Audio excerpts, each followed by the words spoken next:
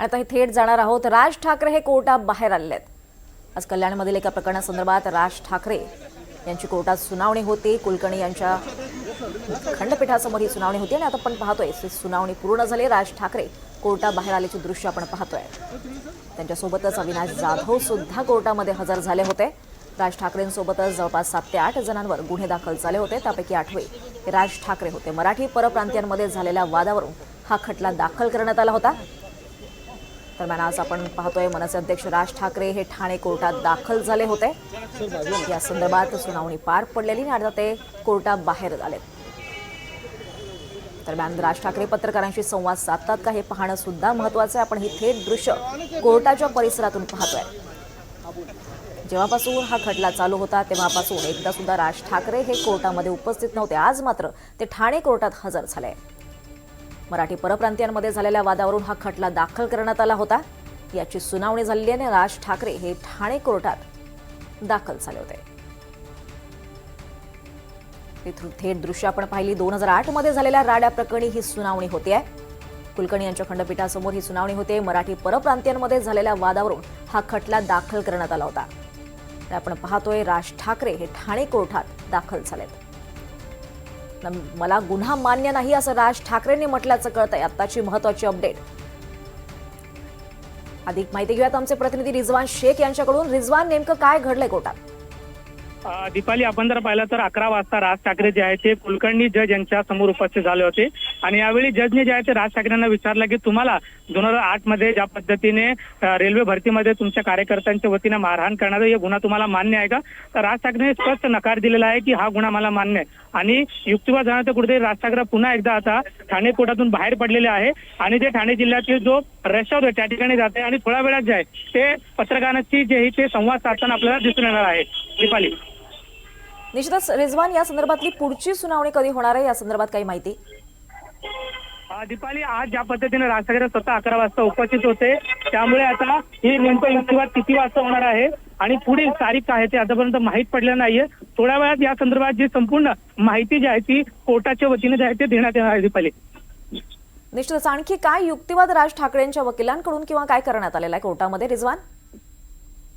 दीपाली, आपण तर पाहिलं 2008 मध्ये ज्या पद्धतीने रेल्वे भरती दौरान जी काही परप्रांतीयांना मारहाण झाली होती त्या संदर्भात हा संपूर्ण केस होता आणि 2008 ते 2019 पर्यंत राज ठाकरे जे आहेत ते स्वतः एकदा कधीही या कोर्टामध्ये उपस्थित नव्हते आणि त्यामुळे आता आज ज्या पद्धतीने ठाणे सत्र न्यायालयामध्ये 2019 नंतर हा कोर्ट ज्यावेळी जो केस आहे तो वर्ग कालानंतर राज ठाकरे स्वतः 11 वाजता जे आहे ते कुलकर्णी जजच्या समोर उपस्थित होते आणि त्यामुळे कुठेतरी त्यांनाही माहिती आहे की ज्या पद्धतीने कोर्टाच्या वतीने जे काही राज ठाकरे यांना सांगितलं आलेलं आहे की तुम्हाला हा गुन्हा मान्य आहे, तर राज ठाकरे यांनी जो आहे तो याला नकार दिलेला आहे की हा गुन्हा मला मान्य नाही.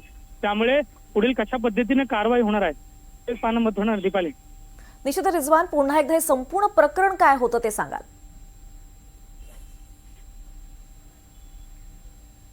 रिजवान, आपल्यापर्यंत आवाज पोहोचतोय? हा, बोला. हा रिजवान, हे संपूर्ण प्रकरण राज ठाकरेंसंदर्भात नेमकं काय कोर्टात दाखल करण्यात आलं होतं ते सविस्तर स्वरूपात सांगा.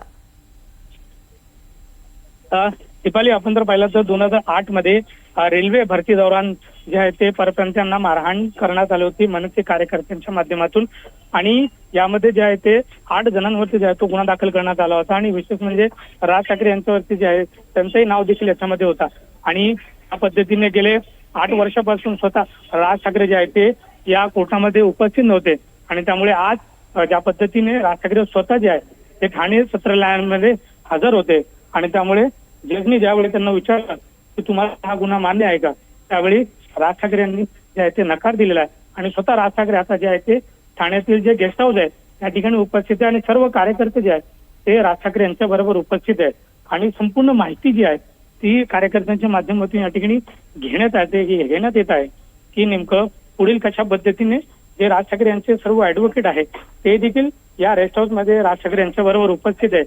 त्यामुळे जे काही कायदेशीर कारवाई आहे आणि कायदेशीर जे काही उत्तर द्यायचे ते सर्व जे आहे ते वकिलांच्या माध्यमातून या ठिकाणी होणार आहे.